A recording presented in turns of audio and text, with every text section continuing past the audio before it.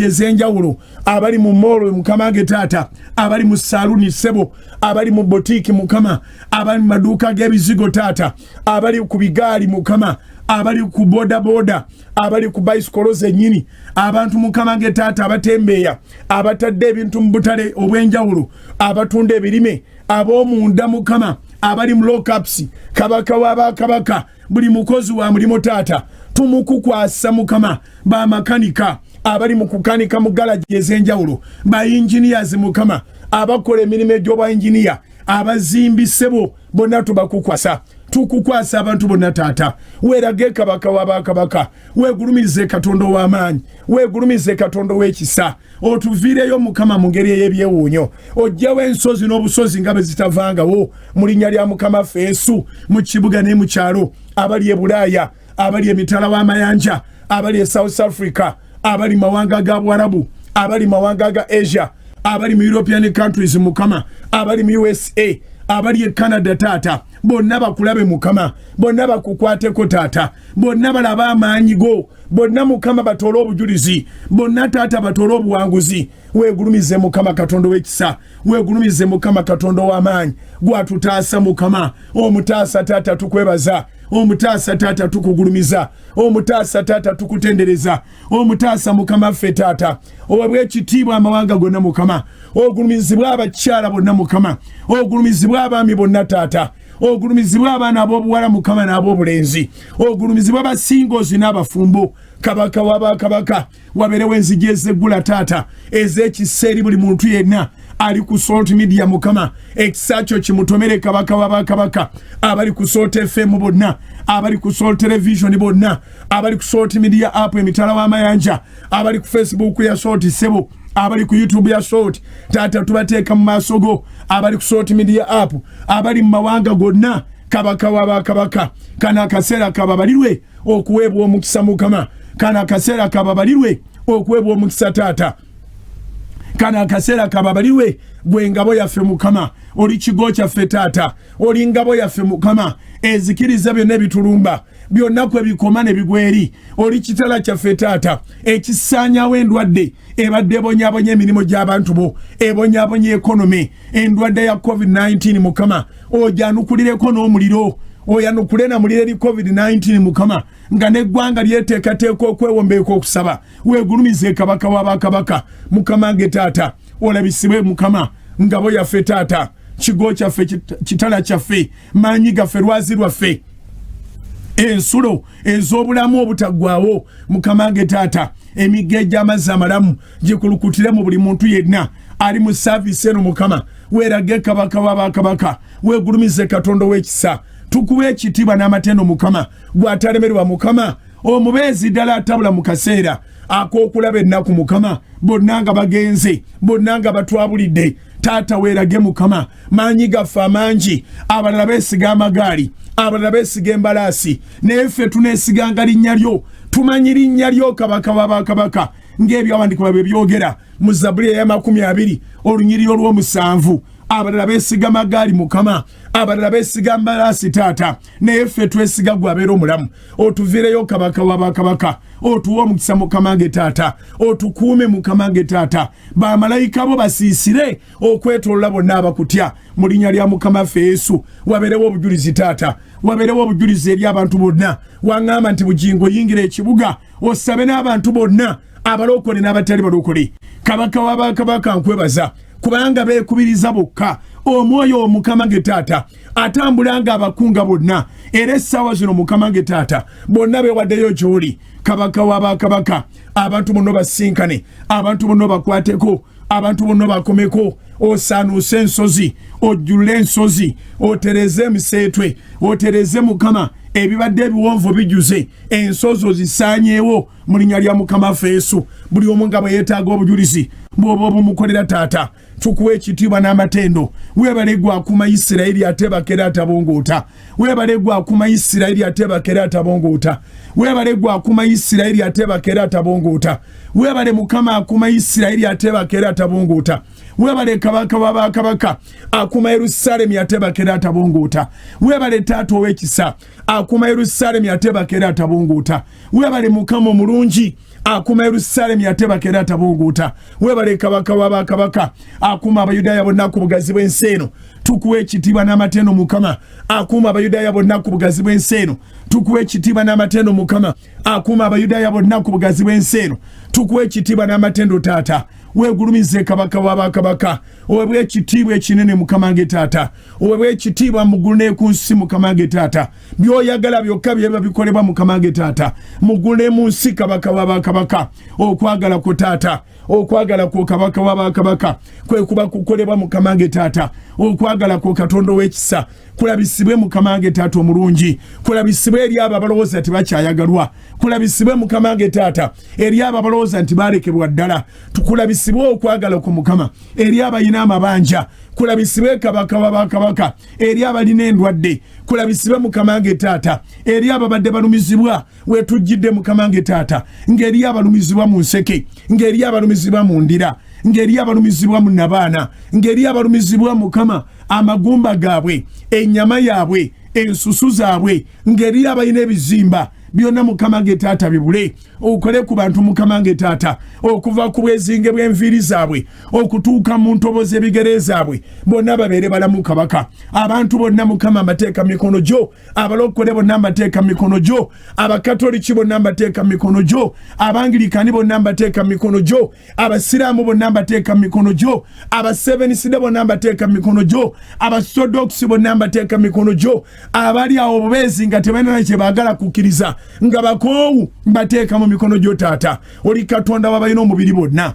Mukama Katonda w'ekisa, mbateeka mu mikono gyo abagenda okunoonya okubeerwa naye ng'ate gye bagenda yeesibuka ebizibu, nga bagenda mu nsaasi, bagenda wa Sitaani. Mukama Katonda omulungi ow'ekisa, nkwegayidde Mukama abantu bo tobaleka, abantu bo tobasuulirira, abantu bo Mukama nge Taata tobeerabira, obabeererewo Mukama nge Taata. Buli omu abeere ne evidensi, buli omu atoola obujulizi obukwatika era obuteegaanika wakati mu kuyita mu kusaba kuno mu linnya erisinga amannya gonna erya Mukama waffe Yesu. Taata wa Uganda omukisa, Katonda omulamu wa Uganda omukisa, Katonda omulamu wa Uganda omukisa. Oleeta okuwonyezebwa mu malwaliro gonna, oleeta okuwonyezebwa Mukama eri abo abakebeddwa nga balina COVID-19, oleeta okuwonyezebwa Taata eri abo abali mu quarantine bagenda okubakebera ng'ennaku 14 ziweddeko nga twalina omu mulwadde. Mukama abali malwaliro basiibulwe badde waka, omenye amakomera Mukama nge Taata, abaliko agasangosango, abateekebwako agasangosango, abakakatikibwako ebintu bye batategeera, n'abo abaali bazize emisango naye nga beenenya mu maaso go bateebwe Mukama nge Taata. Bateebwe kabaka w'abakabaka. Sisinkana abasibe n'omukono gwo ogw'ekisa, sisinkana abalwadde n'omukono gwo ogw'ekisa, sisinkana abaavu n'omukono gwo ogw'ekisa, sisinkana abanaku n'omukono gwo ogw'ekisa, sisinkana abadde bakaaba obasangula amaziga Mukama mu linnya erisinga amannya gonna erya Mukama waffe Yesu. Weebale kabaka w'abakabaka, weebale Katonda w'ekisa, weebale Katonda w'amaanyi, weebale Katonda akola ebikulu, weebale Katonda akola ebinene, weebale Katonda atalemererwa. Mukama waffe Taata, abantu beetegese nga balina n'ensonga zaabwe nga bagamba essaawa bw'enaatuuka bino nja biteeka mu maaso ga Mukama, nja biteeka wano wennyini wensabira, nja biteeka kumpi ne rediyo, nja biteeka kumpi ne Salt TV, nja kubiteeka wano wensabira mu linnya lya Mukama waffe Yesu. Kabaka w'abakabaka byonna nga bwe babiteeseteese. Zijjukidde omukazi Mukama ali mu Makka essula 5 yali yeeteeseteese ng'agamba nti bw'onooba oyita ne bw'anaakoma obukomi ku kyambalo anaawonyezebwa. Mukama nge Taata n'abaana beeteeseteese mu ngeri yonna gye beeteeseteeseemu ku bugazi bw'ensi eno kabaka w'abakabaka obakomeko Mukama, bakukomeko batoole ekisa, bakukomeko batoole amaanyi, bakukomeko batoole obuwanguzi, bakukomeko batoole obujulizi, bakukomeko Mukama nge Taata ebyabwe byonna bitereere, wabeerewo obujulizi Mukama. Tereeza ebya ssekinnoomu, tereeza ebya famire, tereeza Mukama nge Taata ebyekyalo, tereeza Mukama nge Taata eby'ekitundu, tereeza Mukama nge Taata eby'ekibuga, tereza mukama nge taata eby'eggwanga lyaffe boda tu boda mukama waberewo ebiterera boda tu boda taata waberewo ebiterera kabaka w'abakabaka waberewo ebiterera mukama ngo omwesigwa waberewo ebiterera mukama ngo omulungi abali mu central mukama bakulabeko bukabaka abakabaka ng'otereza ebyabwe byonna abali mu eastern uganda bakulabeko mukama nge taata bakulabeko abali mu eastern uganda ng'otereza ebyabwe taata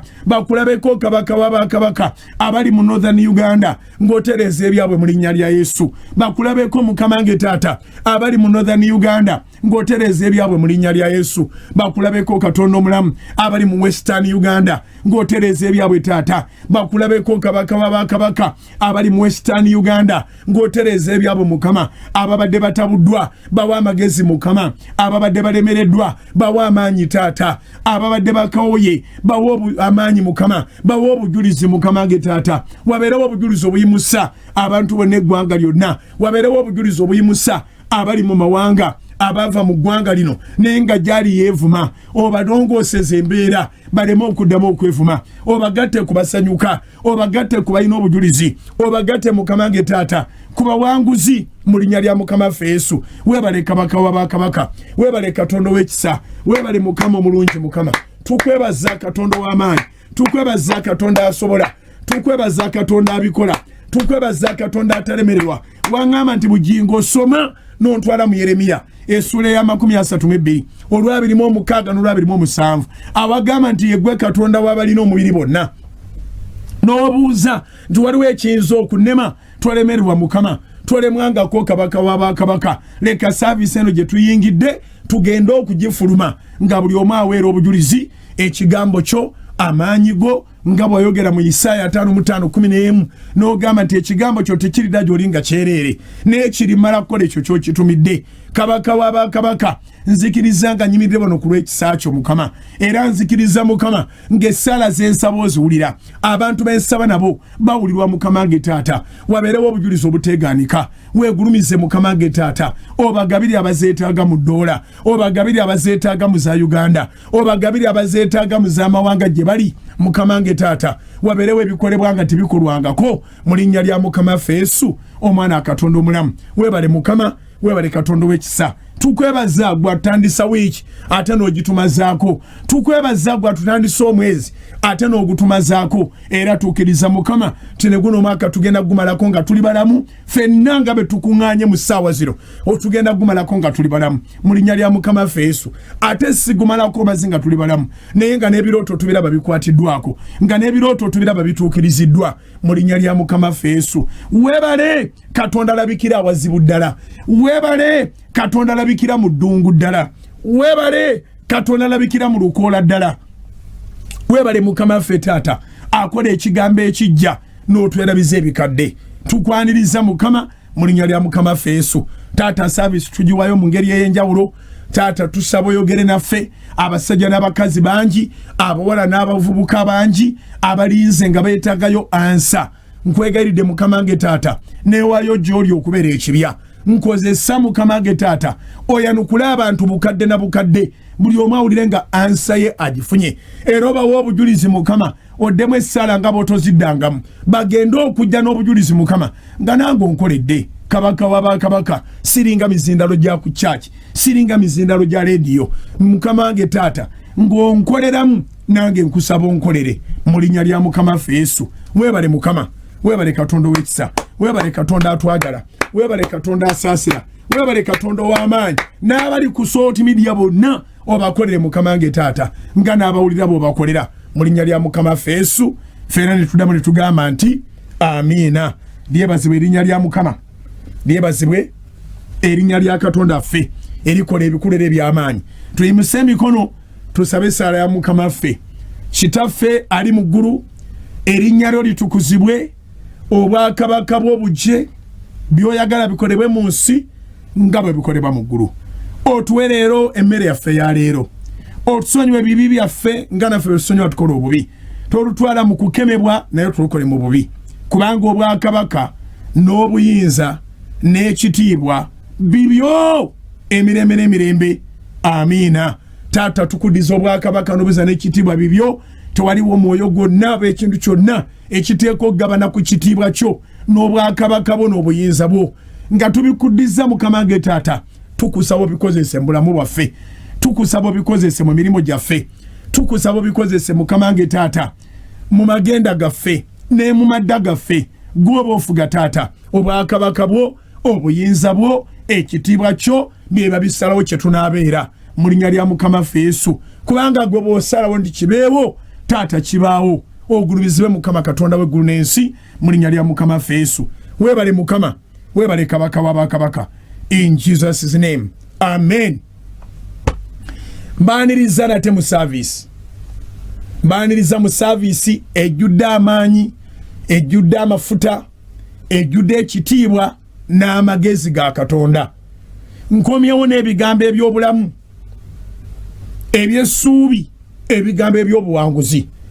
Katonda nga bw'ali omulamu, embeera gy'olimu egenda kubaako weekoma. Nziramu. Katonda nga bw'ali omulamu, embeera gy'olimu egenda kubaako weekoma. Sulemaani yayogera mu kitabo ky'Omubuulizi essula 3 lwe lunyiri olutwaniriza nti buli kintu kirina ekiseera kyakyo. Buli kintu kirina ekiseera kyakyo. Era bw'olabanga ng'olina ekiseera ky'olimu, okusinga ekiseera ekyo kibuusa amaaso, weetegekera ekiseera ky'omanyi nga kye kiddirira ekyo. Katonda atera okuyamba ebiseera bwe biba birungi n'omunyweza ebibyo byonna n'obiteeka mu mikono gye, osobola okumalako n'ebiseera ebirungi. Naye ate Bayibuli egamba nti n'omutuukirivu alumbibwa wabula talekebwa. N'omutuukirivu alumbibwa naye talekebwa. Era Bayibuli etugamba ffe abakkiriza nti twambalenga ebyokulwanyisa byonna eby'obwakabaka bwa Katonda, tulyoke tuyinzenga okuyimirira ku lunaku olubi. Eri olunaku olujjanga lubi, naye era oluwulidde luba lunaku, era lujjanga lubi era ne luyita. Wabeerawo sizoni nga mbi era nayo neebeerawo era neeyita. So na kino ky'olimu simanyi wawooli bwe kibanga kikunyiga, opposite y'ekikunyiga ekikuzanyusa kye kijja okujja. Bwe kibanga kikukaabya, opposite y'ekikukaabya ekikusesa kye kijja okujja. Kyenva nkwegayirira ne ssekwegayirira, tokwatanga ku bulamu ng'oli mu mbeera mbi, kubanga osubwa akaseera ak'embeera ennungi akali mu maaso.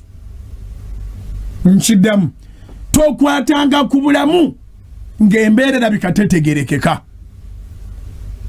kubanga oluvannyuma lw'embeera etategerekeka Katonda agenda kwegulumiza. Setaani takwetegekerangako, Katonda n'amukulekera. Setaani akwetegekera, Katonda n'amutunuulira, n'amunyoomera nga bwe yamunyooma ku Yobu. Byonna byonna Setaani n'abikola, naye nga baamugaana okwata ku bulamu bwo. Osobola okuba ng'obonyeebonye ennyo naye ng'obulamu bukyaliwo. Kati obulamu obwo buterekeddwa ebiseera eby'essanyu. Obulamu obwo buterekeddwa ebiseera eby'okwesiima. Maybe you've suffered for so long, but I'm here to say God has spared your life for the moments of joy. There is joy after sorrow. There is joy after sorrow. Tears may be in the night, but joy comes in the morning. Psalms 30 verse 5. Psalms 30 verse 5. Zaburi 30:5. Bayibuli etugambye bweti, nkute ya luzungu. Psalms 30 verse 5. For his anger is but for a moment. His favor is for life. Weeping may endure for a night, but joy comes in the morning. Psalms 30 verse 5. For his anger is but for a moment. His favor is for life. Weeping may endure for a night, but joy comes in the morning. Okukaaba kuno okubeerawo mu budde obw'ekiro kuliko we kukoma, era Bayibuli egambye nti woza amaziga gayinza okubaawo ekiro, naye essanyu lijja obudde nga bukedde. Kati ekiro kino ne bwe kiwanvuwa kitya, enkomerero y'ekiro budde kukya. Nkiddamu, ekiro ne bwe kiwanvuwa kitya, enkomerero y'ekiro budde kukya. So waliyo abantu ng'obw'emisana n'obw'ekiro bufaanana, nga bonna bwakukaaba bonna bwakubonaabona, ng'onoonya ddi lwe bulikya. Obudde obwogerwako mu Bayibuli si bwa ssaawa 12 ez'emisana ne ssaawa 12 ez'ekiro. Bwe budde obwakazigizigi, ng'enjuba ne bwevaayo gwe bonoonya omulimu togulaba. Obw'ekiro nga bukuyingirira ne mu budde obwandibadde obw'emisana. Actually, nga gwe 24/7 okaaba bukaabi. Ye musajja gwe tusomako. Tumusoma mu Mark sura 5. Mark chapter 5. Marko sura 5. Bayibuli egambye bweti. Naye bulijjo, Marko 5:5. Naye bulijjo ekiro n'emisana yakaabiranga mu ntaana. Kati ekintu tewo nti bulijjo ekiro n'emisana yakaabiranga mu ntaana. So tiyaliiko kiro na misana.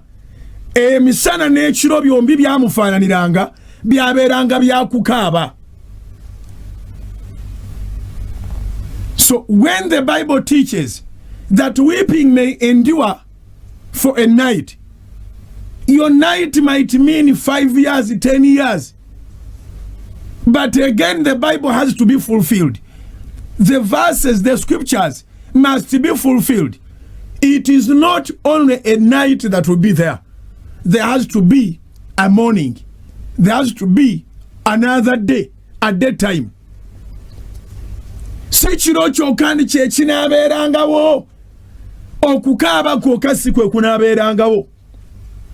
Essanyu lijja obudde nga bukedde. Kyenjagalira Katonda ennaku eringa bw'olaba omusana, nti enkuba esobola okubula okumala omwaka.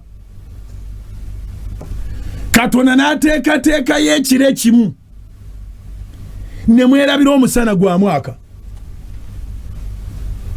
Wali obaddeko awo n'olabanga n'obuliri bulimu enfuufu n'essuuka n'eppiro n'ebikopo na buli kintu kyonna nga tewakyali kyozebwa ne kitukula, enfuufu ng'eri buli wantu. Ne watonyayo ekiro ekimu, enfuufu we mugirabye ne kibanga kyamagero.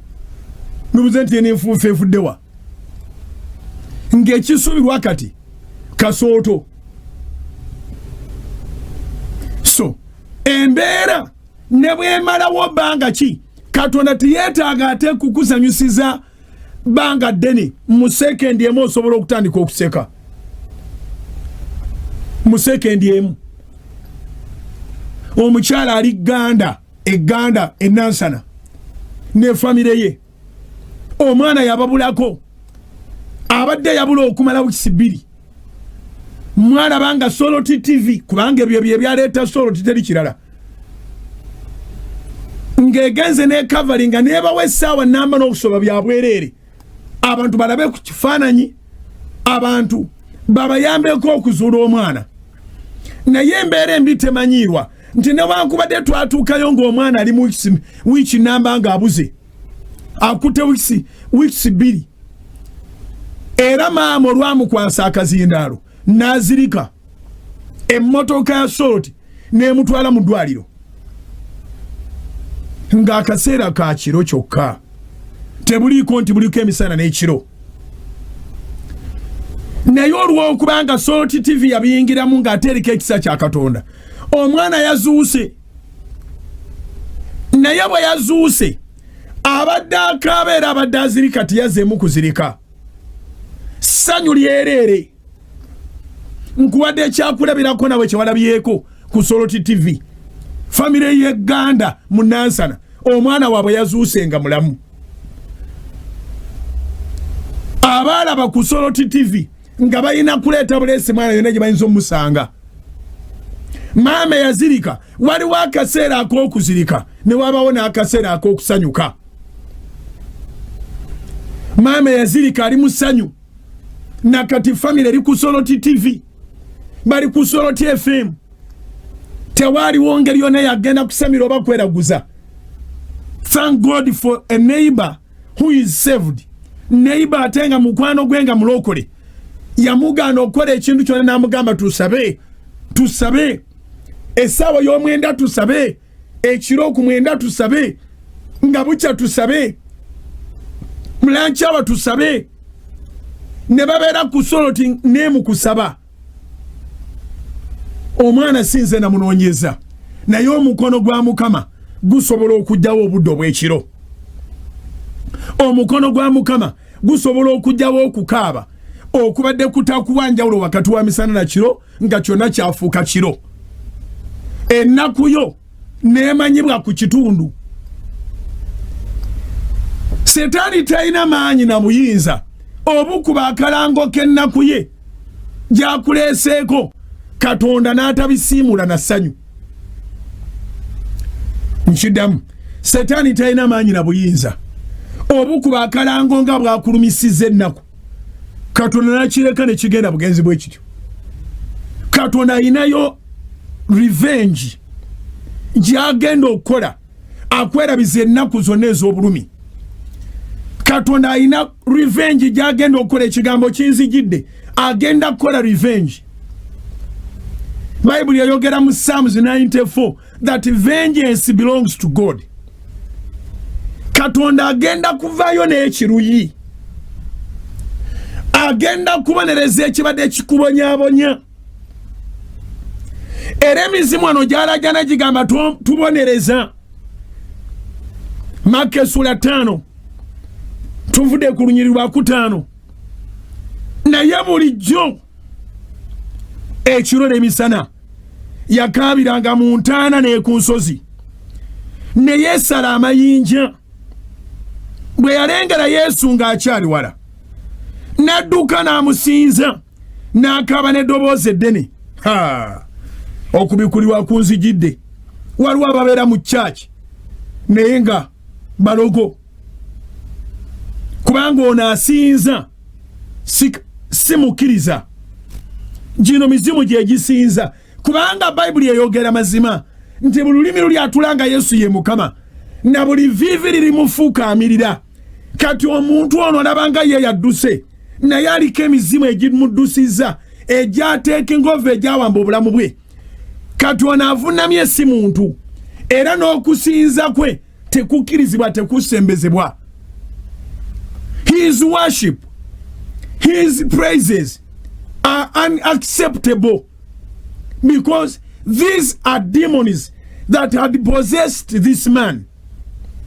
It is not this man that is worshipping.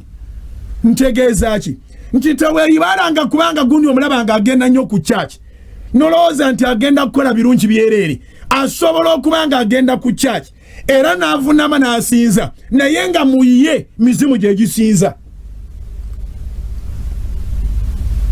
Wanji? Yeah. Not every person that goes to church that is a good person.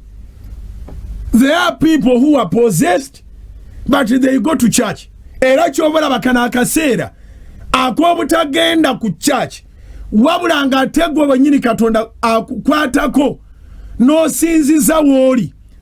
Kaseera kanjawulo nnyo.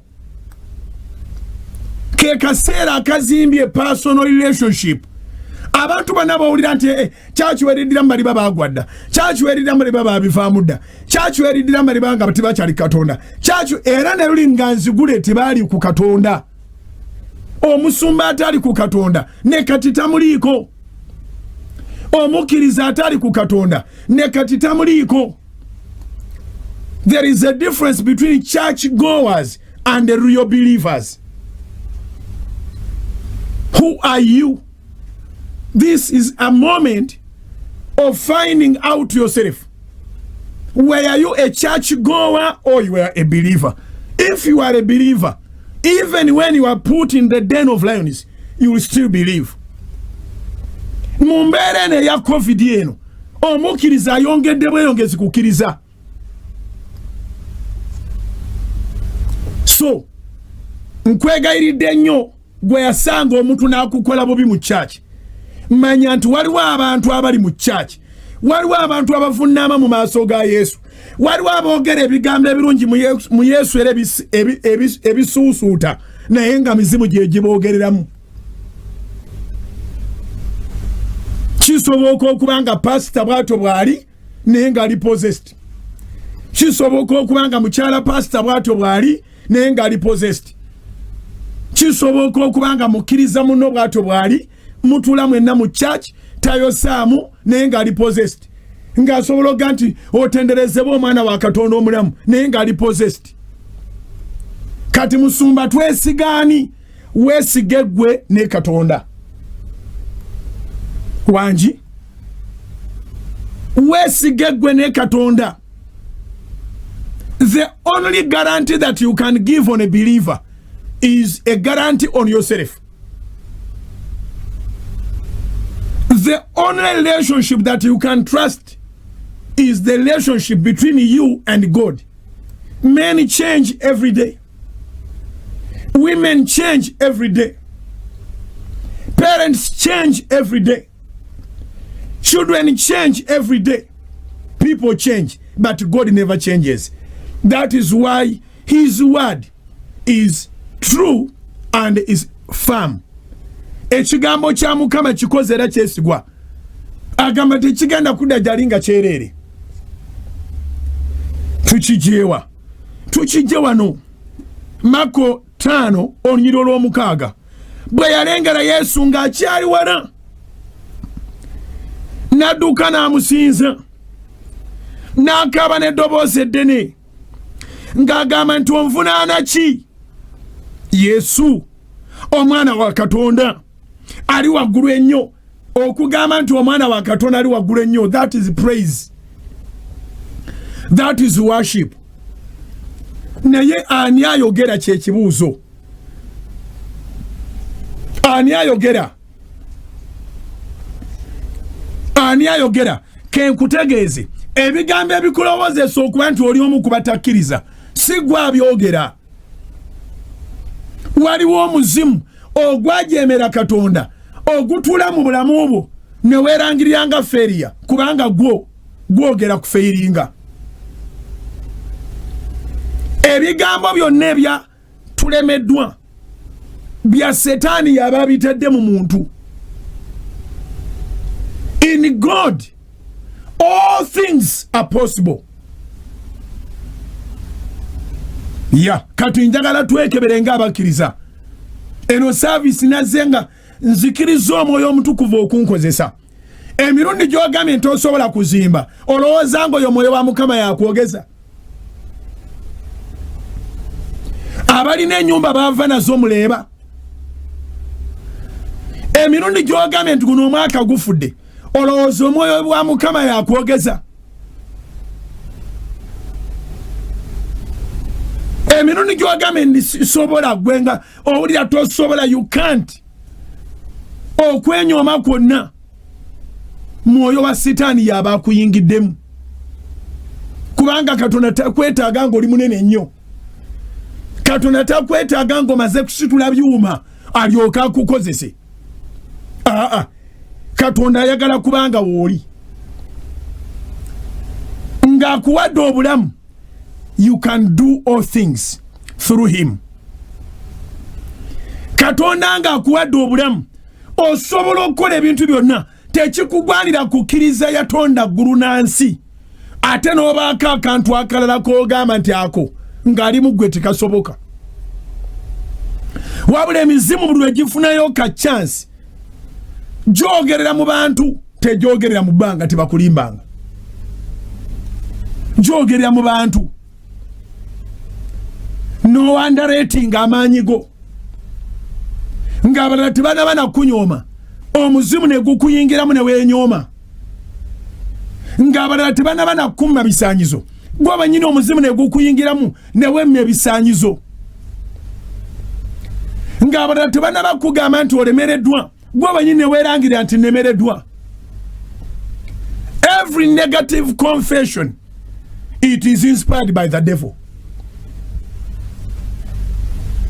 Every negative confession, behind every negative confession, there is evil power. You can quote, behind every negative confession, there is evil power. Because we know that all things are possible with God. Ebintu byonna biyinzika wali Katonda eyatonda eggulu n'ensi, eyawula olukalu n'ennyanja, awaniridde agayinja aganene n'omwezi n'enjuba, ewatali kifo kisimbiddwamu mpagi. Oyinza otya okubanga oyo yafuga mu bulamu bwo n'obaako ky'ogamba tekisoboke? Eyateeka akasolya k'eggulu ku nsi eno nga tikaliiko mpagi ayinza atya okubanga yali mu ggwe n'ogamba nti ndifiira muzigo? Nannyini byabugagga ebiri mu ttaka n'ensolo eziri ku busozi bwonna ayinza atya okubeera mu bulamu bwo n'ogamba nti ojja kubeera mwavu? Every negative confession is inspired by the evil spirit. Nolwekyo okuva olwaleero kyetuba tuyiga mu saavisi eno, njagala weewalire ddala n'amagezi go gonna n'amaanyi go gonna n'okutegerako kwonna okwogera ekigambo ekiri negative. Abalala baleke bakikwogereko, oyo talifumbirwa. Gwe togambanga nabwe n'oga nti nganzaani antwala, ogwo muzimu gwe guba gwogerera mu ggwe. Abalala bonna bagambe tosobola kuzaala, naye gwe tekivanga mu kamwa ko nti kati nze kugina emyaka nkyazadde. Saara yazaalira ku myaka 9. Elizabeth yazaalanga mukadde. N'abaana abo abajja oluvannyuma abo bonna baba banjawulo, baba bansonga. Okitegedde? Elizabeth yazaala Yokaana. Yokaana omubatiza si mmere. Okitegedde? Wadde Raakeri yalwawo okuzaala naye yagenda okuzaala n'azaalira ne naggwano mukyusansi. Okitegedde? Kati waliwo aboogeranga n'okusinza basinza. Kyakabenje nnyo okuyisa okusinza kwa Setaani mu kamwako. Setaani naye akimanyi tateekwa kusinzibwa, akimanyi nti naye ateekwa kusinza. Ky'oba olabanga wali Yesu, Setaani avunnama. Osobolera ddala okubanga wakkiriza Yesu era ng'oyatula ye Mukama, ye Mukama, ye Mukama, Yesu Kristo, Yesu Kristo yazuukira mu bafu, ye Mukama. Kwegambanga oyimbanga gw'osinga n'eddoboozi naye ng'ate Setaani gwe gwakozesa okwegaana okubotola. Do you understand me? Setaani nga gwe gwakozesa. Setaani talina kamwa yeewola akamwa k'abaana b'abantu. Kakati ono bw'olaba avunnamye, bw'olaba asinza, olowooza nti mukkiriza. Era bw'obanga toli sensitive, oyinza oga nti gwe tubadde twala okusabira ateredde. Bw'atuuse maaso ga Yesu tomulabye. Anti wulira Marko 5:6 bwe yalengera Yesu ng'akyali wala n'adduka n'amusinza. Kati you can imagine nga gw'oleese omwana omusabira. nolengera nga adduse kati ng'asinza obadde okyama mu kyaki omuleese bapasita bamusabire n'akuddukako n'agenda n'afukamira n'awanika emikono mu bbanga n'atandika osaanidde Mukama osaanidde Mukama osaanidde Mukama ne gw'obadde ogamba okumusabira bw'ataba wa Katonda nnyo alowooza yawonye dda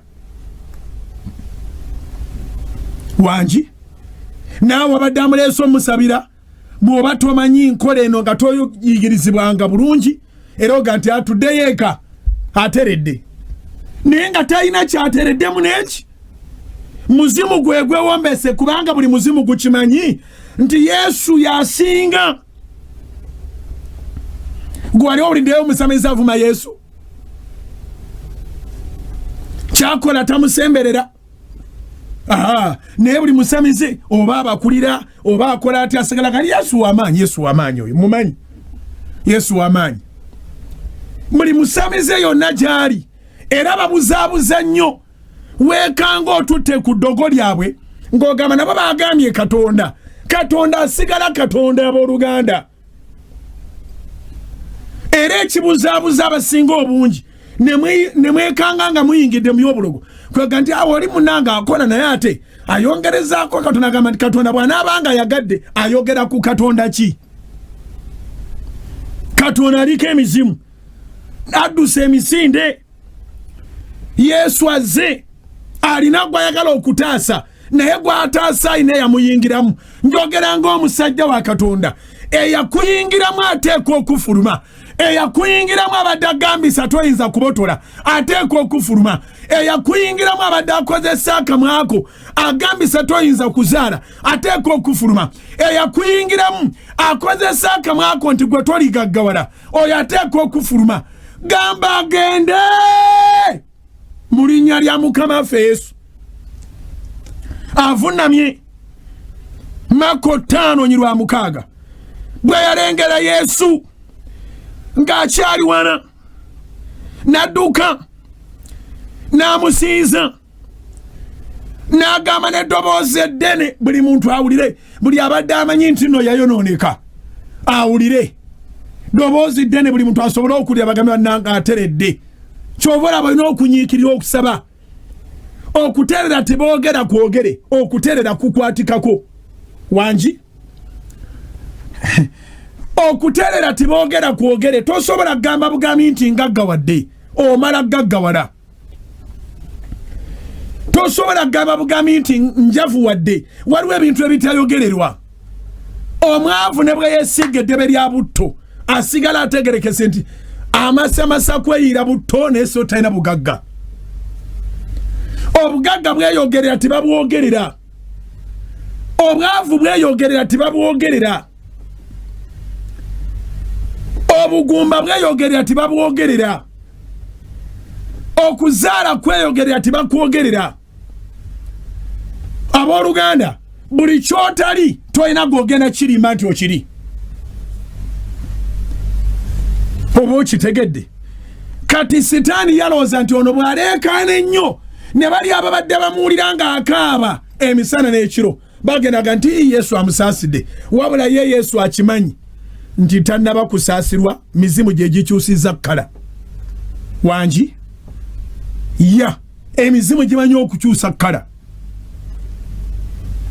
emizimu gikyusa langi ne gikyusa ebigambo aze kusinza Mako 5:6 bwe yalengera Yesu ng'akyali wana n'adduka n'amusinza n'akaaba n'eddoboozi ddene n'agamba nti onvunaana ki Yesu omwana wa Katonda ali waggulu ennyo ekinjagaza Yesu omuzimu ne bwe gumusuusuuta gutya omuzimu ne bwe gwogera ebigambo ebirungi ebifaanagana bitya Yesu takyuka abeera bumujjwaliro n'emirembe gyonna asigala aguwa ekibonerezo kyagwo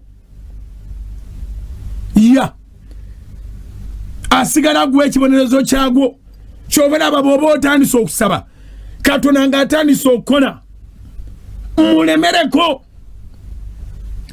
abamu kyemuva mufuna obujulizi ate mu wiiki endala nga tokyabulabako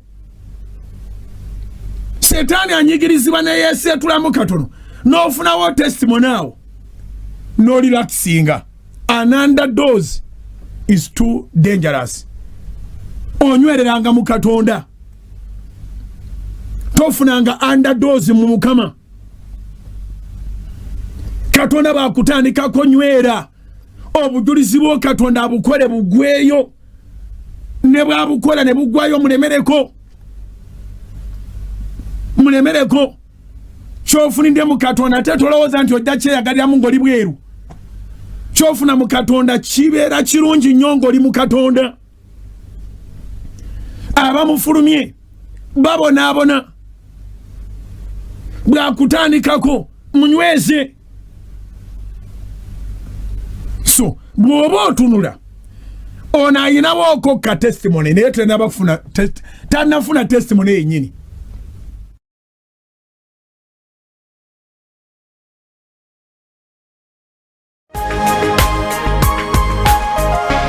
Soul Television Femunyo okwogera ekigambo ky'okuza obujja contract yaffe eya satellite gye tusasulira egaba sigino ku DSTV South Africa n'eryoka sigino ekomawo eno ng'endagano yaggwako mu gw'omunaana nga mwenna bwe mwali mukimanyi.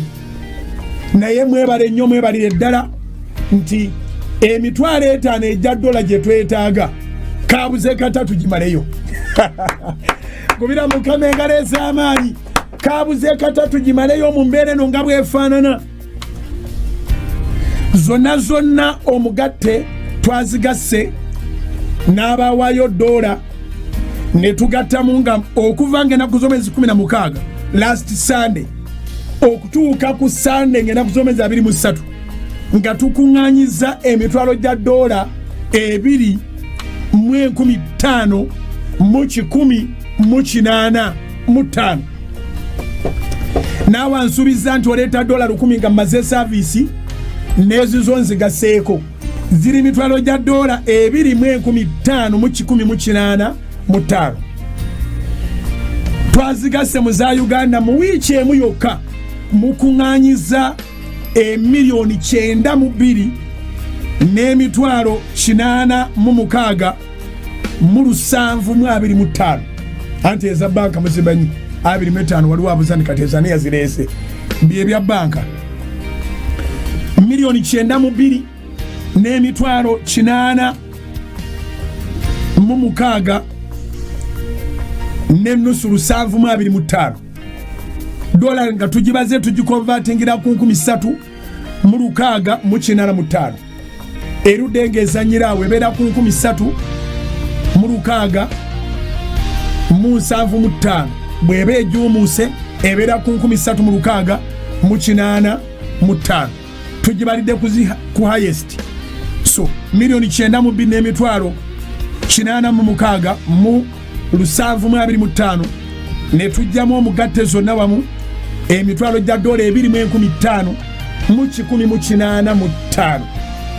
N'olwekyo tubeebaza nnyo tubasabira omukisa Katonda agaziye ensalo zammwe si ke kaseera akandivuddemu ssente zino naye mwebala okulaga omutima ogwagala Soloti Television. Mazima ddala temwagala yenyenyeeko okuva ku DSTV oba okuva ku GoTV nga mugamba nedda sigino kali yatuteeka omusasula owa satellite. Mwebale nnyo mwebalire ddala.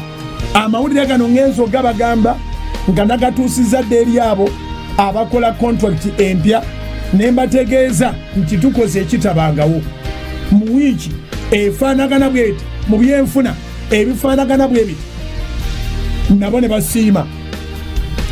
Kaakati ne mbagamba tugenda kumalayo, tugenda kutandika buto ku Mande ng'ennaku z'omwezi 24 omwezi guno gwa August.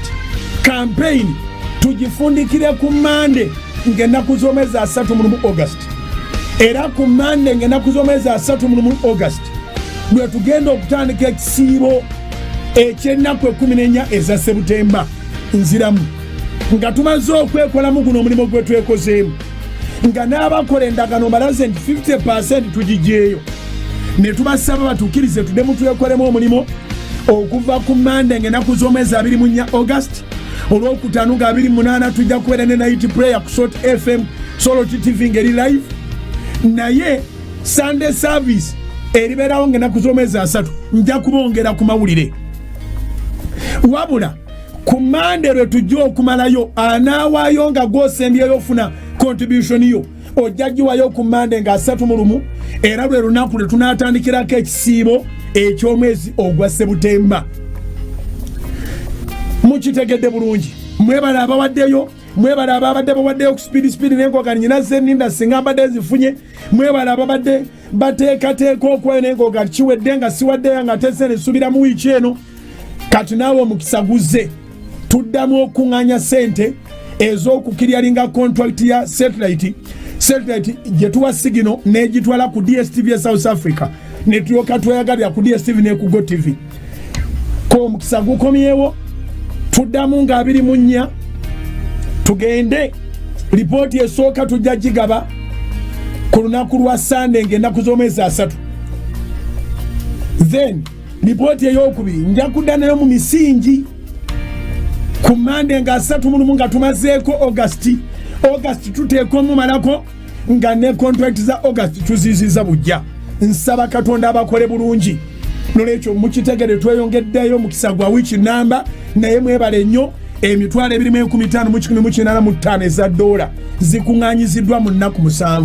Katonda akibabalire, Katonda abawe omukisa, agaziye ensalo zammwe, alwane na buli kirwana nammwe, awakane na buli ekiwakana nammwe, nammwe abagenda okusagula, abagenda okuyigga, abagenda okunoonya, abagenda okukola omuyiggo ng'ogamba ku muyiggo gwange ngenda kukwasaako ekyange, ngenda kukwasaako ekyokuwaayo, contract edizibe bujja.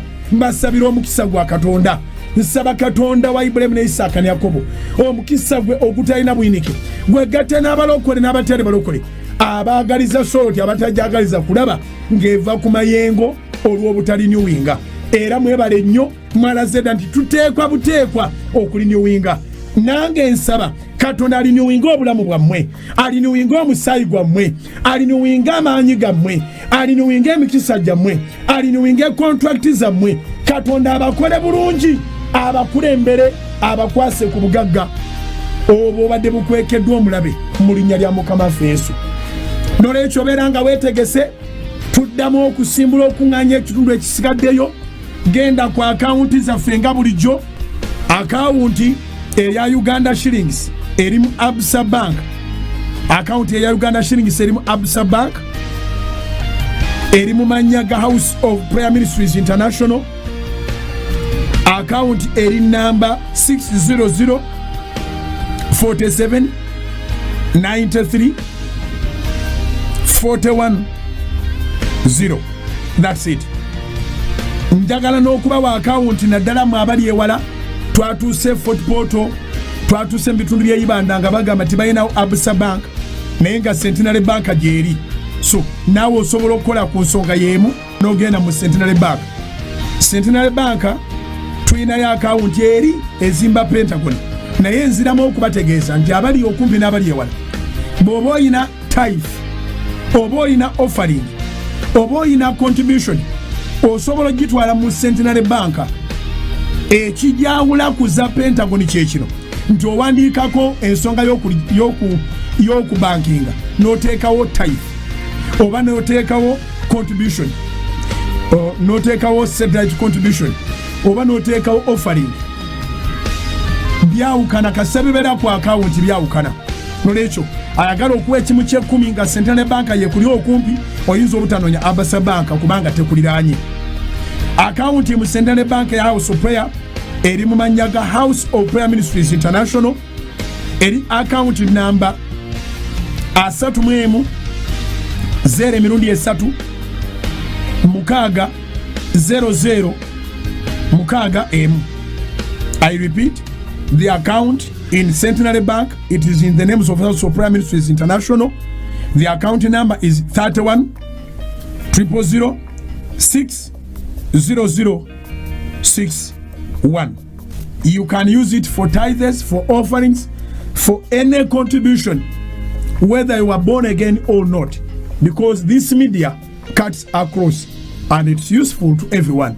Katonda wa Ibrahim ne Isaka ne Yakobo abantu bano bakoze surprise erife gwe kugwe tebadde surprise bakunganyize emitwalo 2,1500 mu 185 Mukama tukwebaza mu wiiki emu eza dola buli omu gyali abali wano n'abali ebweru obagulirewo enzigi Mukama balaze okuyayaana balaze okwagala balaze okwagala Salt TV balaze okwagala omuweerezaawo Bujingo ne baweereza nabo bonna balaze okwagala Mukama project eno okusingira ddala baagadde erinnya lyo kano ke kaseera nga basinga obungi tetulimiridde bulungi naye Mukama omukisa gwo gulondoole buli muntu yenna ebigere bye yatambula nga agenda mu banka n'abo abagenda okutambula ate okukikola obawo omukisa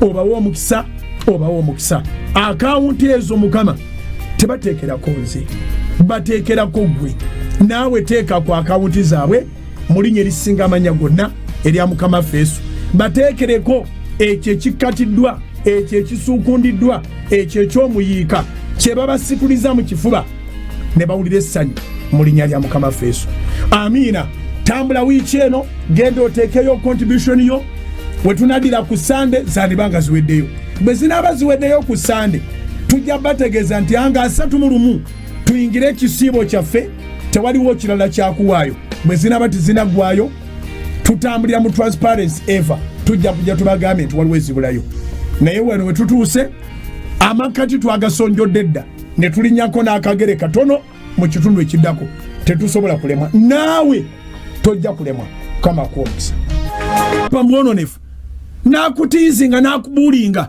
owange mpulira otumbudde Bujingo walokose ayagala weegaane naye ng'obadde otandise okusembera noga nti wayi edi eno ndoza njirenga njireka najulira mu kyama oba TV njirenga njireka kati wano bw'abadduka okusisinkana Yesu ng'obadde wa ku kitundu olowooza nti biteredde tibinnaba ate bw'owulira ng'asinza n'eddoboozi eddene olowooza nti biteredde kumbe si yeye naye omuzimu guli mu ntiisa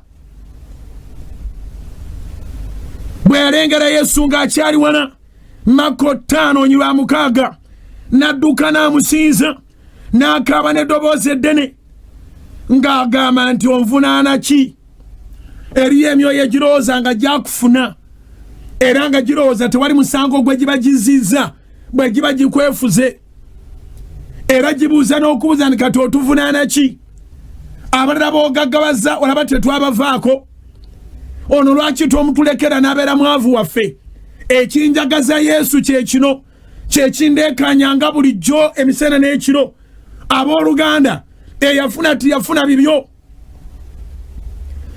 okubanga waliwo abalala balina obujulizi tekijustifyinga mbeerayo okugisigalamu wangi eyazimba tiyazimbira gwe era nsaba Katonda mu linnya lya Yesu buli awulira enjiri eno ofune ekikyo olekerawo gambanga nti ennyumba yaffe oteekwa okuba n'ennyumba yo olekerawo gambanga nti emmotoka yaffe oteekwa okuba n'emmotoka yo olekerawo okwesiba ku baami b'abalala abawase wammwe omwami waffe omwami taba wa kyalo omwami abeera wa muntu ogu ofune omwami wo oleme okwesiba ku bakazi b'abakulu bo bakazi baffe mukyala waffe ali atya nedda oteekwa okuba n'emukyala wo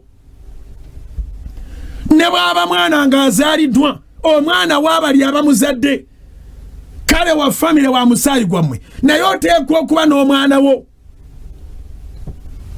okitegedde emizimu gibuuza otuvunaana ki ekika kyonna wano okirabyewo olabye ekika kyonna tukinyiga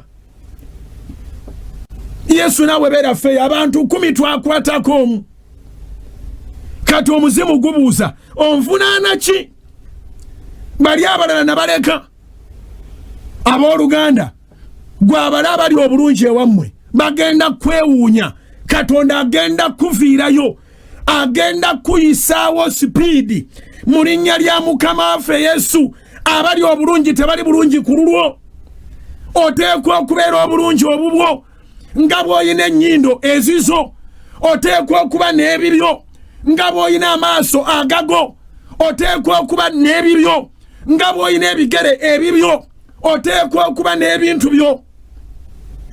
Muzimu gubuuza, onvunaana ki?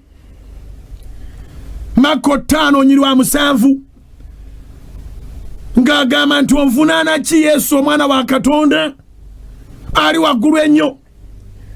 Dayimoni ayina omuntu gw'ayogererako ng'abuuza nti onvunaana ki? Waliwo embeera gy'okkiriza naye nga si gwe agikkiriza abooluganda. Nga wakkiriza embeera si gwe wakkiriza. Setaani agamba kati gwe oli wuwe, nawe n'ogamba nti nze sente nazivaako. Wangi sente nazivaako, obugagga na bwesonyiwa, Mukama bwampa kyendya nampa otulo, nze siina na kyemubanja, ne Saara wazivaako, ogamba Mukama tomubanja. It is not you that accepted that. There is a demon in you. Bw'owulira ngo omuzimu gwogera muno nti onvunaana ki? Oyinza okuza nti ono yakkiriza dde embeera, kumbe waliwo ekyamutuulamu nekimukirizisa embeera. Taata we taliiwaawo, maama we taliiwaawo, baganda be ne bannyina tebaliiwaawo, waliyo abantu be, waliyo abalala ab'oku kyalo, waliyo abalala nga bali bulungi. Setaani amanyi okujja n'ayiikirizaako omuntu, n'amukwata n'amubonyaabonya ng'ekyalo ky'ozaalibwako bali bulungi, famire mw'ozaalibwa nga bali bulungi, n'owulira ennaku paka ennaku lwefuuka kitundu ku bulamu bwo, n'okkiriza nti gwe toliyambala kipya, bajja kukugabiranga bugabizi, era ne bajja nabo ne bakugabiranga. Abamu bakugabiranga be bakusiraanya, nga be batankula dayimoni ne bazikutika zonna, bo bagende bagaggawale ne batransfaringa omukisa gwo, n'owoowoolanga emisana n'ekiro. Gavumenti ne bazikyuka emirundi 10 ekikyo tekikyuka. Abooluganda abasinga obungi teweetaaga gavumenti kukyuka, weetaaga Katonda kukyalira, weetaaga Mukama waffe Yesu kusisinkana. Emizimu okutuuka okubanga gyakuwamba nga girabikanga egitalina kye givunaanibwa olw'okubanga oli muwuulu. Buli kaseera olina ebikwebakako, olina ebikozesa, gyo gyafuna dde omuntu waagyo. Ate naye agamba abasajja yabavaako. Wangi abantu gye bali ababonaabona naye nga ye yennyini yaganiza abasajja nabavaako. Gye bali abakazi ababonaabona bwe batyo, gye bali abasajja ababonaabona nga nze abakazi nabavaako. Kati omwoyo ogwo ogukuwamba bwe gutyo ne gukutulugunya, n'otuuka n'okuba nti ebikusaana wabiteera Setaani, bw'oba onaasumulwa gubuuza nga gubuuliza mu ggwe. Kati nvunaanibwa ki? Osobola n'okutandika okubuuza ku kitundu mu banno w'okuŋŋaanira, kati nze nfune essente zingasa eki? Wangi kati nfune emmoloka engasa eki? Nze gye nakulira eri ewaffe Masaka waliyo abaava abaabusikira ng'okuva mu bajjajja babajjajja baabwe baavu, naye ng'omuwulira ng'ayogera n'agandi nze sente, sente zimaleko emirembe, nze enkuba ne bwetonya neebaka. Saagala sente kunsuza nga nkukunadde, enkuba etonye nze nange nsule nga nkukunadde. Tokimanyi nti abagagga ettondo beritonya limu ku bbaati, n'abaguka amagwago n'ayimirira kuba babbira nnyo mu nkuba, nga yawulira ali proud okubanga tebalina kye basobola mubbako, naye ng'abonaabona. Bw'alwala afa n'endwadde etaani muse, bw'alwaza abaana bafa, omukyala akufaako olw'obutaba na musawo. Waliwo abafa abooluganda ng'okufa tekunatuusa. era kino kyenjogera eriyo naawe gw'omanyira oganti oyandibadde yafadda naye ke yafuna amujjanjaba ke yafuna obujjanjabi kyeki kyamubeezezaawo okufa weekuli ffenna tulimala ne tufa niwali oba omanyi nga gye bali noga nti ono yandibadde yafa emyaka 2 emabega naye yeerabirira alina obusobozi obwejjanjaba balina bamujjanjaba naye n'owulira ng'omuntu yeegomba embeera y'obutaba na kintu nga si yeye aga nti obugagga saagala kintu kinsuza nga nkukunadde naye nga talina mirembe kati emizimu gyogerera mu musajja nga gibuuza Yesu nti givunaanibwa ki abalala bonna sitaani alinga aga nti mbakulekedde Yesu basumule naawe ndekeraayo ono njagala babeereyo omusajja oba mukazi aga nti nze sisigala wuwo sitaani genda weegaane setaani mu linnya lya Yesu setaani awoza n'atuuka okuba nga akozesa kamwako nga gwowolereza embeera mw'oli oyagala osigale ng'oli mwavu oyagala osigale ng'oli musibe abantu babeera mu kkomera nga tebaagala kuteebwa tebakulima nga nti buli ali mu kkomera ayagala asumulwe bangi abasibe abakoze president abali ku rekodi nti bwe baamuta yanoonya kyakola awo ekimusibisa waakiri avuma omulamuzi waakiri akuba omusirikale ekikonde naye waliwo batuuka abasirikale nabo ne bamanya nti ono tayagala bwagazi kumuta ne bw'omukuba ekikonde era omukulu n'aga nti wadde okubya ofiisi ekikonde naye tukutadde olabira nno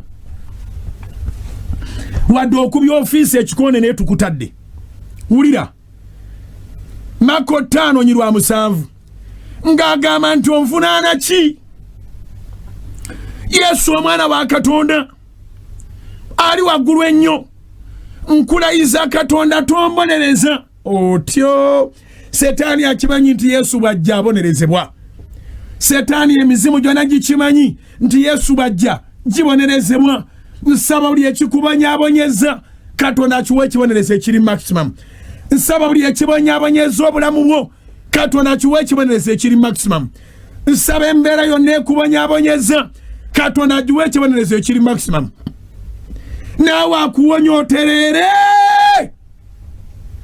ne bwe naaba nga njogera n'omuntu omu wali omuntu omu oyo agamba nti Mukama wange bonereza obwavu buno obumbonyaabonyeza bonereza embeera n'enfudde masiikiini nze yali talombangako ne ntandika okulombereza Katonda abonereza embeera dayimoni zisembayo nga zigamba tombonereza Mako 5:7 akagamba akasembayo kagamba tombonereza kubanga yamugamba nti va ku muntu ono waliwo ekintu ekiteeka okwawukana naawe newankubadde nga abantu tebakwawula na kintu ekyo naye ye Katonda akwawula n'ekintu ekyo kubanga bwe yali akutonda teyakikuwa wangi abantu tebakwawula na kintu ekyo kyobalaba bwe kikuddisa emisango bakusiba embeera yonna gye kiba kikutaddemu ofuna ebizibu by'embeera eyo ng'omuntu kati ye Yesu wadde omuntu ono yeewombeese asinziza avunamye abuuza avunaanibwa ki yeegayiridde obutabonerezebwa Yesu aga nti nze njawula amaloboozi gano omuntu gwe njagala ayogere tannaba kwogera webala omwoyo omutukuvu omuntu Katonda gw'ayagala ayogere Mukama tagenda kuvaako ng'omuntu oyo tannayogera ono ayogera ebigambo ebyobunafu ebyokulemererwa ebiri wikedi ebyobwavu ebyendwadde ebyamabanja mulala oteekwa okugambululwa ndooza ekigambo nkifunye oteekwa okugambululwamu omuntu oyo oteekwa okugambululwamu omuntu oyo oteekwa okusookoolwamu okusikibwamu omuntu oyo nsaba Katonda nange ankolereyo ekyamagero omuntu oyo akuveemu mu linnya lya Yesu. Service enegenda okuggwako nga wekkiririzaamu nga bw'otekkiririzangamu, kubanga omwoyo ogw'obutakkiriza si gugwo gwe tuwaweebwa mwoyo bwe gutyo. Oba eri yategera ekyeŋŋamba mirako gye neesabidde ogiwulidde. Nsabye mirako Katonda akugambulemu omuntu oyo. Ye mirako nze gye njagala otandika okulaba nga Mukama bw'alaba, otandika okutegeera nga Mukama bw'ategeera. Bayibuli bw'egamba nti okutegeera kwe ne kukomawo kiba kitegeeza nti obirabanga Katonda bw'abiraba, obitegeeranga Katonda bw'abitegeera. Kambuke ngende kule 10 kule 15 nja kuzisoma zine nyiri paka nga zikugwereddemu, nja kuzisoma paka nga buli mwoyo ogukubaddemu guli uncomfortable, nga guli nagenda bugenzi oddemu obeera oli Mukama gwe yatonda. Marko 5:15 ne batuuka awali Yesu ne balaba yaliko dayimoni ng'atudde. Mwanji bw'obaako dayimoni obaako omweyo ogw'obutatuula. When you are demon possessed, there is a spirit that moves with you of unsettling, and you need to settle in everything to succeed. You must settle. You can't win any case unless when you are settled in your mind. You must settle. Settling is a miracle. Ekyamagero ekisooka kusetolinga.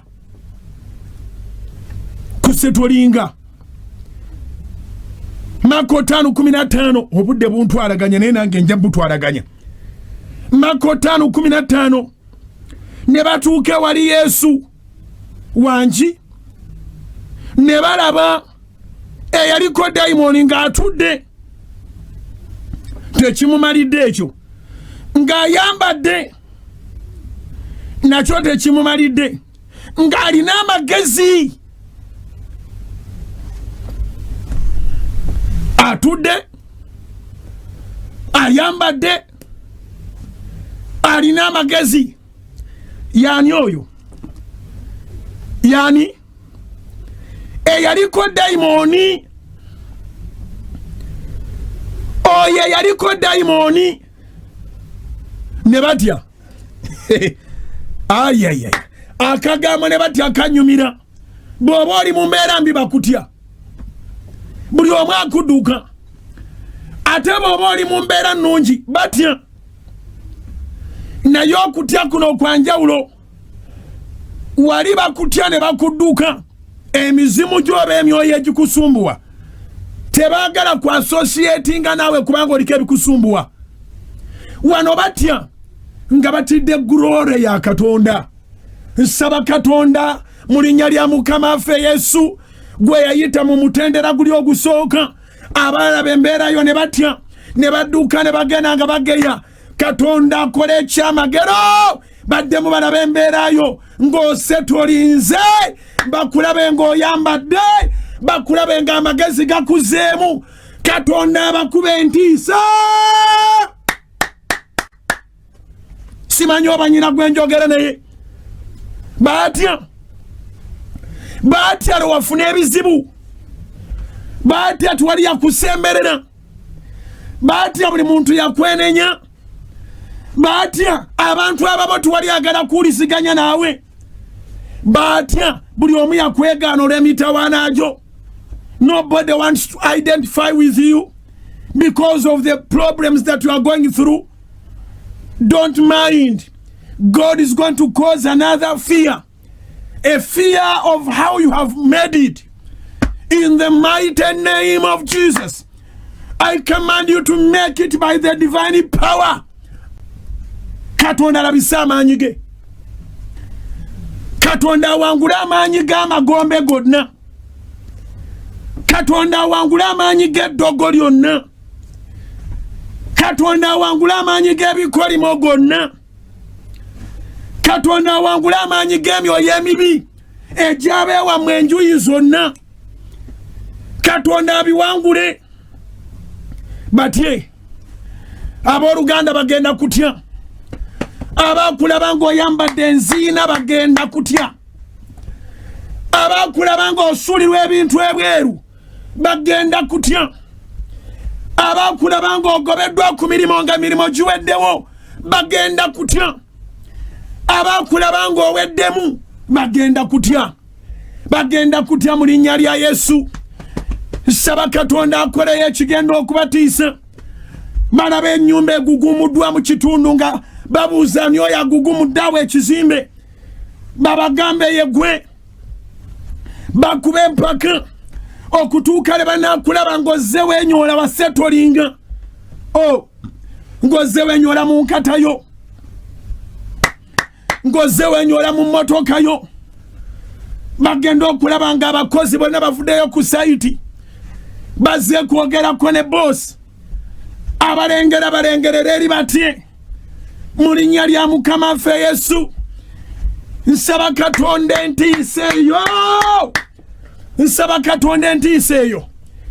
entiisa eyo abakulaba ne bamanya nti ogudde eddalu bakulaba ekkongo osetolinze. Abooluganda njogera n'abantu ababadde ne stress, njogera n'abantu ababadde depressed, njogera n'abantu abadde mispressed ng'otawanyiziddwa bakuzuuzodde n'oddeeri tolina wosetolinze.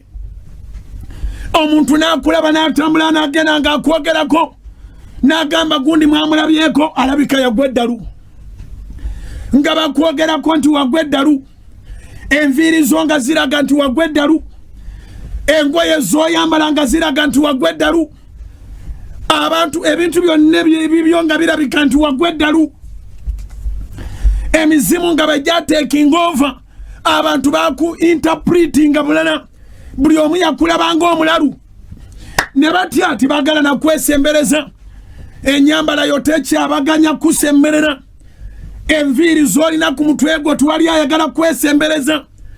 Njogera ng'omusajja wa Katonda mu mafuta ne mu maanyi ag'Omwoyo Omutukuvu. Katonda abakuba entiisa wabeerewo akulengeralemu okukkiriza nti yegwe ng'enviiri z'atalowoozanga nako nti abalinga gwe bazifuna nga ze ziri ku mutwe gwe mukazi gwe ng'engoye z'atalowoozanga nako nti ne mu kika kiwa muwali alizambala.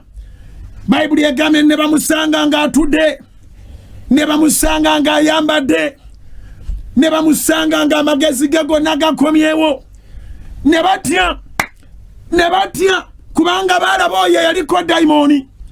Abange paati wano esobola okubaamu emizimu naye paati twegenda kubaamu Katonda. Simanyi oba kyempulira kyowulira ngambye paati wano esobola okubaamu dayimoni. Paati wano osobola okwambala ng'emizimu gye gisalawo. Paati wano osobola okwogera ng'emizimu gye gisalawo. Paati wano osobola okulya ng'emizimu gye gisalawo. Ne waliwo paati tujje nkusabira Katonda wange paati tw'omukazi agiyingiremu mu linnya lya Yesu. Paati tuwaberewo omusajja agiyingiremu. Abakuyita omulalu, abakuyita zolo, abakuyita zonto, abagenda ne boogera n'abandi kuyambye ne babakugobako nga bukyali ne bagamba twamusanze eri mulalu yennyini singa olabe bye yabadde ayambadde. Ogenda okukuba essimu nga tebakyakwata ssimu babagambye wagwa eddalu. Nsaba Katonda ono w'ebyewuunyo, nsaba Katonda w'ebyamagero. Abooluganda nsaba Katonda akuviireyo, abali mu kibuga n'abali mu kyalo. Yesu akusisinkane, Yesu akusisinkane. Mpulira amafuta ag'enjawulo. Yesu akusisinkane gwabadde akaaba emisana n'ekiro, gwe babadde bayitako ne badduka. Wabeerewo abakola eddolera nga bayimiridde mu nnyumba nga balaba ennyumba y'oweeri ku kasozi. Katonda akole ekyamagero ekiwuniikiriza. Katonda akole ekyamagero ekitiisa. Abooluganda oyingira paati 2. Paati esooka bakuyita zolo, paati esooka bakuyita mulalu. Bagenda bakuba ebirango.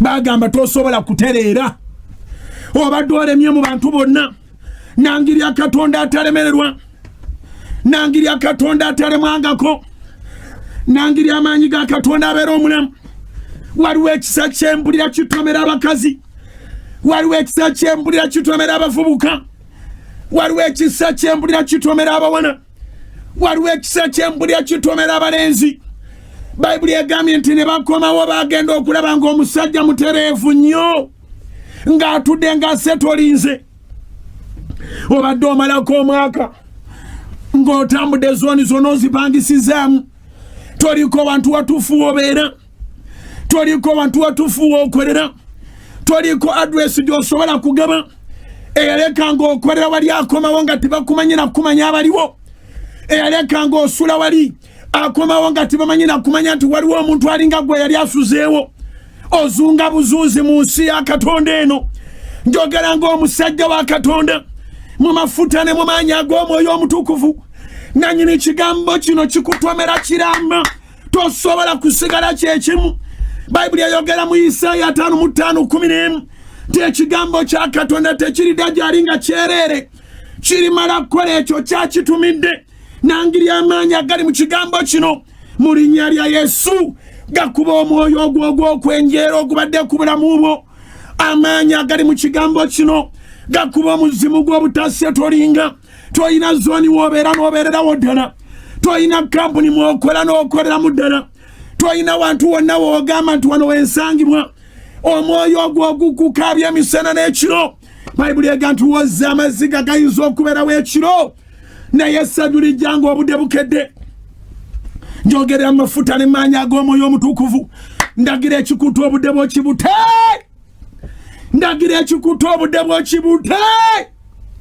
ndagira ekikuta obudde bw'okibute ndagira ekyakukwata oba wa participatinga wali weetwala wekka mu ddogo wali omanyi onoofunayo emikisa n'ebyo wafuna byakwefuulira n'ebyo wali olina byakufa Katonda omulamu ajjukira abalamu akuviireyo nambye Katonda omulamu ajjukira abalamu akuviireyo njogera mu mafuta ne mu maanyi ag'Omwoyo Omutukuvu Katonda omulamu ajjukira abalamu akuviireyo nambye njogera mu linnya lya Yesu erinnya erivunamirwa emizimu naye ne gitasaasirwa ekisa kibeera ky'abantu tekibeera kya mizimu ekisa kibeera ky'abantu tekibeera kya mmandwa ekisa kibeera ky'abantu Yesu talinawo kisa kyakuwa dayimooni zonna zigende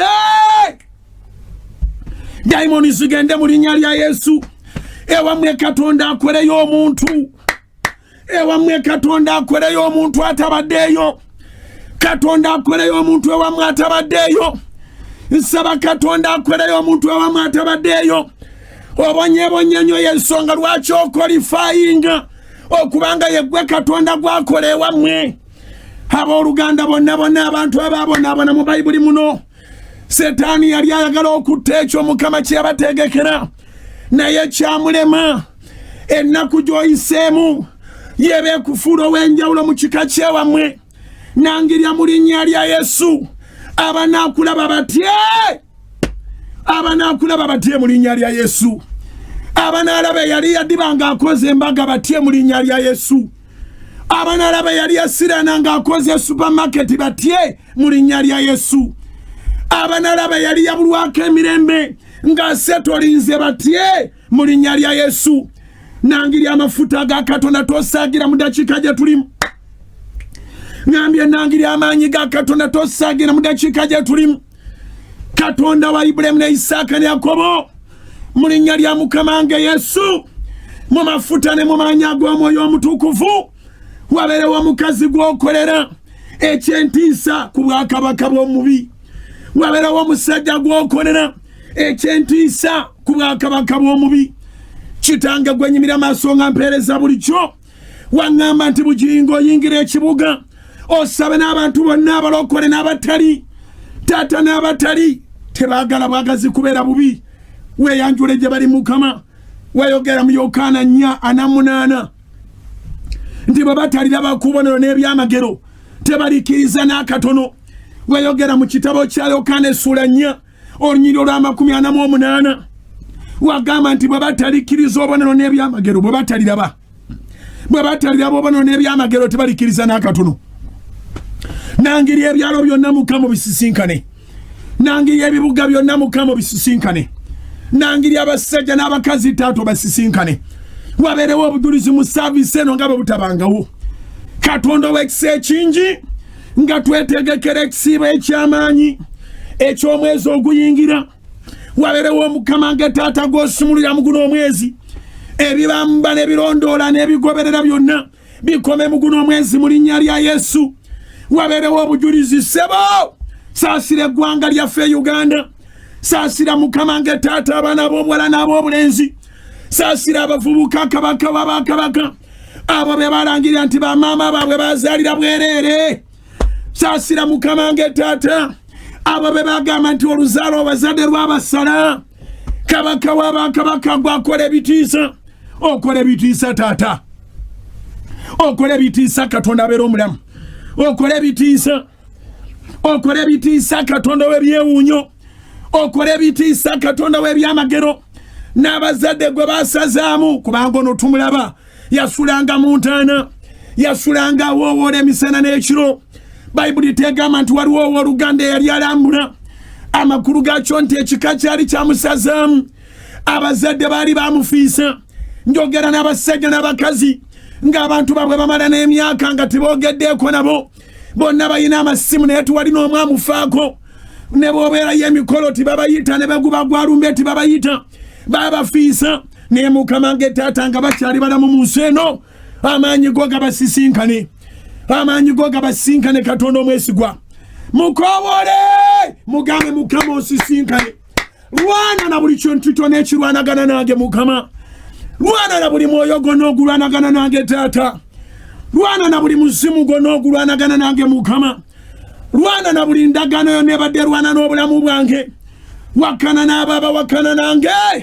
Kwata engabo n'akagabo Taata ompangulire, kwata engabo n'akagabo Taata ompangulire. Mukoowole kabaka w'abakabaka, wabeerewo by'owangula nga beewoma ebyabalema, wabeerewo mu linnya lya Yesu. Katonda gwakolera ebitiisa, bakwejjako teryayagala kumanya, batandika okutambula nga beenyumiriza. Abanga oyo omwana oyo waffe oyo, abanga oyo omwana oyo waffe oyo, abakwegaana bonna bakomewo mu linnya lya Mukama ffe Yesu. Nangirya amafuta ne mu maanyi ag'Omwoyo Omutukuvu. Olabe ng'abantu bagamba bannange ffe twali tumanyi nti wakoma. Nsaba Katonda mu linnya lya Yesu asumule guli gwe bagamba nti yakoma. Nsaba Katonda mu linnya lya Yesu oyo yatandika omulimu omulungi, oyo yatandika olugendo lw'obulamu, eyatumanya nga tetunabeera mu mbuto z'abamaama, akuviireyo mu linnya lya Mukama ffe Yesu. Wabadde okomye yabakwata ku mukono akwongereyo. Mukoowole, mugambe Mukama onkwate ku mukono nyongere maaso, mugambe Mukama onkwate ku mukono nyongere maaso, mugambe Mukama onkwate ku mukono nyongere maaso. Abamu oludde mu kifo kimu, mugambe nti Mukama naaludde, mugambe nti Mukama naaludde. Omwaka gugwako ne noonya kye neeyongeddeko ne kibula, emizimu girya buli bintu byo mu linnya lya Mukama ffe Yesu. Nangirya nti ne mu mwaka ate gobatenda nti muzibu, Katonda alage nti ye muzibu okusinga emyaka mu linnya lya Mukama ffe Yesu. Omwaka gobatenda nti muzibu, Katonda alage nti muzibu okusinga buli kye bayita ekizibu, alage nti muzibu okusinga buli mbeera enzibu, Katonda alage nti muzibu okusinga buli mbeera enzibu mu bulamu bwo. Akuviireyo Mukama, akuviireyo kabaka w'abakabaka, akuviireyo, akuviireyo mu linnya lya Yesu, akuviireyo, akuviireyo setolinge, akuviireyo akwambaze, akuviireyo akuwa amagezi, akuwa amagezi mu linnya lya Yesu. Gwe bagamba okuva obutonte naye era omutwe ogwo temulimu magezi, Katonda akuwa amagezi. Gwe omukazi bbaawo gwagamba bulijjo nti naye lwakuba toyina magezi, Katonda akuviireyo akuwa amagezi. Gwe omusajja gwe bagamba nti toyina magezi, abakazi bakuddukako bagamba toyina magezi, amaanyi ga Katonda omulamu gakuviireyo. Wabeerewo obujulizi mu linnya lya Yesu. Ate abali bwamu magezi, gwe baalabanga ozonto, gwe baalabanga omulalu, gwe baalabanga omusiru ddala ddala, Katonda omulamu akuviireyo mu linnya lya Yesu. Abadde ekyenyinyalwa ofuuke ekyenyumirizibwamu. Nsaba ng'omusajja wa Katonda mu linnya lya Yesu. Abadde ekyenyinyalwa ofuuke ekyenyumirizibwamu. Ngambye nti abadde ekyenyinyalwa ofuuke ekyenyumirizibwamu. Saba amafuta agago okwenyumiririzamu. Saba amafuta agago okwenyumiririzamu. Pray for the anointing of being proud of you. For those who rejected you, who thought that you are nothing completely, to begin to confess that they are proud of you.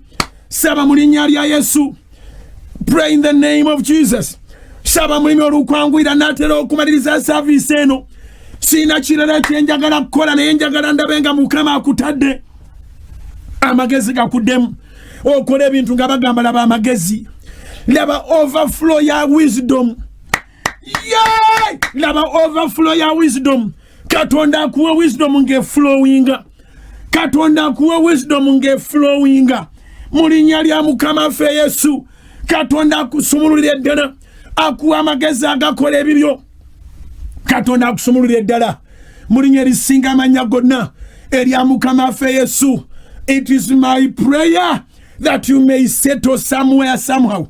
In the mighty name of Jesus. I pray for your peace of mind. In the mighty name of Jesus. I pray that you put on. Katonda akwambaze. Akwambaze.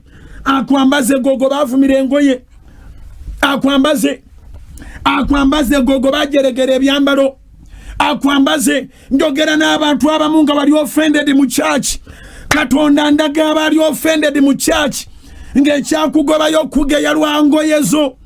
Katonda akwambaze mu linnya lya Yesu. Akuwa amagezi. Abo bennyini batambulenga batidde. Abo bennyini batambulenga batidde. Abanaakulabako bategeeza batakulabye nti twamulabye ne tutya. Yabadde akoze eki? Twamulabye bannange Katonda bannanga gyali. Balabire kugwe bagambe Katonda waali. Ngambye balabire kugwe bakonfirming existence ya Katonda. Njogera Katonda wa Ibrahimu ne Isaaka ne Yakobo. Kitaawa Mukama ffe Yesu eyamuzuukiza mbafu. Alabikire mu bulamu bwo. Alabikire mu mbeera yo. Wabeereyo abagenda nga bakkiriza nti Mukama waali. Wabeereyo abagenda nga bakkiriza nti Mukama mulamu. Wabeereyo abagenda nga bakkiriza nti akola. Akukolere mu linnya lya Yesu. Webale taata. Webale Katonda omulungi. Webale Katonda w'ekisa. May you please surrender your life to Jesus. Wanike emikono gy'omugambe Mukama nti nkuwa obulamu bwange. Fuga taata saagala daimoni yonna mu bulamu bwange. Saagala kwogera kigambo kyonna nga kirabika nti baana ba Setaani be bakyogera. Nze kati nzikiriza nti byonna bisoboka. Nze kati nzikiriza nti byonna biyinzika. Nze kati nzikiriza nti ensozi ziseeteera. Nze kati nzikiriza nti ennyanja ziteekawo ekkubo. In the mighty name of Jesus. Ofuna obugabirizi obusukka ne bwe weetaaga. Embeera gye balowooza toyinza givaamu. Ogiveemu si lw'amaanyi si lwa buyinza. Naye olw'omukono gwa Katonda n'omwoyo we. In the mighty name of Jesus. Eyalokoka naawe agenda okulokoka kati ddamu ebigambo bino. Kubanga bye bitunyweza munda mu Mukama. Gamba nti ayi Yesu olunaku lwa leero saavisi ne badde yange. Nzikiriza n'omutima gwange okuweebwa obutuukirivu era njatula n'akamwa kange nti ndokose. Sangula amannya gange ayi Mukama mu bitabo bya Geyeena, mu bitabo by'okukaabanga emisana n'ekiro, mu bitabo by'ennaku n'obwavu, mu bitabo by'okufa nga ndi muto. Ogawandiike mu kitabo ky'obulamu obutaggwaawo, mu kweyagala, mu kuwangula, mu kugaggawala, mu kuwangaala. Nange ndiva mu nsi nga nze nkyesabidde nga Ibulayimu bwe yasaba nti ajje gy'oli. Nkozesa Mukama balabe batye mu linnya lya Mukama ffe Yesu. Ndokose. Kyogere emirundi esatu gamba ndokose. Kyogere ogwokubiri gamba ndokose. Kyogere ogwokusatu gamba ndokose. In the mighty name of Jesus. Eyalokoka onywezezza nange nywezezza obulokozi. Alokose olwaleero wegasse ku ttiimu empanguzi. eyawangula okufana amagombe ye mukama waffe mu linnya lya mukama waffe Yesu. Kwata ebisumuluzo byo, kwata ebitabo byo, kwata ebintu byo, bikwate maaso ga mukama. Amafuta bobo galina gakwate tugaweeyo. Katonda wa Ibrahim ne Isaka ne Yakobo batabani babakutte ebisumuluzo, bakutte ebintu byonna eby'okukkiriza, including their vision books, their business proposals and budgets. Mukama taata babitadde mu mikono gyo. Amafuta gaabwe nga waayo gy'oli gapakiremu amaanyi go. Buli bagateeka ku bwenyi bwabwe ne mu bibatu byabwe bagende bawangule. Wabeerewo obujulizi taata mu linnya lya mukama waffe Yesu. Katonda w'ekisa ekingi alina byatunda abitunde. Leka okutunda kubeere kw'amaanyi nga bwe kitebangawo. Abantu bano mukama nge taata benyigidde ne mu kuwaayo okwebyo bye tukola. Obawe omukisa mukama mu linnya lya Yesu. Kitange gwenyumira amaaso nga mpeereza bulijjo, waŋŋamba nti bugingo tolekanga yosaana nga tosabidde bantu favor. Kyenva mbasabira favor, extraordinary favor, the favor that attracts miracles like a magnet, irresistible favor, the favor that none of our enemies, none of our adversaries can be able to contradict or resist. In the mighty name of Jesus, I command the blessings of God upon your life. Nsaba mukisa gwa Katonda oguva mu nsonda zonna, ogwa masekati, ogwa mambuka, oguva buli wantu wonna, oguva eri Kitaffe n'Omwana n'Omwoyo Omutukuvu, omukisa ogutaliiko buyinike, omukisa ogugaggawaza, gutwale mu linnya lya mukama waffe Yesu. Kitange waŋŋamba nti bugingo bonna b'osaba nabo ndibafuula akalango. Mukama nge taata obafuula akalango. Saavisi y'olwaleero wabeerewo gwewa akadaala, wabeerewo gwewanika waggulu, above reproach, above curses, above poverty, mu linnya lya mukama waffe Yesu. Bangi balabeko ng'ose tolinze, bangi balabeko ng'oyambadde, bangi balabeko mu linnya lya mukama waffe Yesu ng'amagezi olina mangi ddala, amagezi ag'okukola obulungi. Kitwale ekyo ofuuka akalango in the mighty name of Jesus. I call that a service. Tovanga ku soloti, tova ku soloti. Mukama abawo omukisa. Njagala obategeeza nti olwaleero lwakutaano ye night prayer ejja kutandika ku ssaawa 4. Bwe naaba mmaze puroguramu y'emisingi, amawulire ga Soloti TV nga gavaayo mu maanyi gaago, puroguramu ya omwana omwami Stephen Lumunga evaayo ku Soloti FM. Ku ssaawa 4 kwennyini tugenda kukuba setaani okukeesa obudde. Ne muno mutegeeze ku Soloti FM, ku Soloti TV, mukama akuwa omukisa. Sunday service togisubwa ejja kutandika ssaawa 4. Mukama akuwa omukisa n'abalala bategeezeeko. Mukama akuume mbeere bulungi.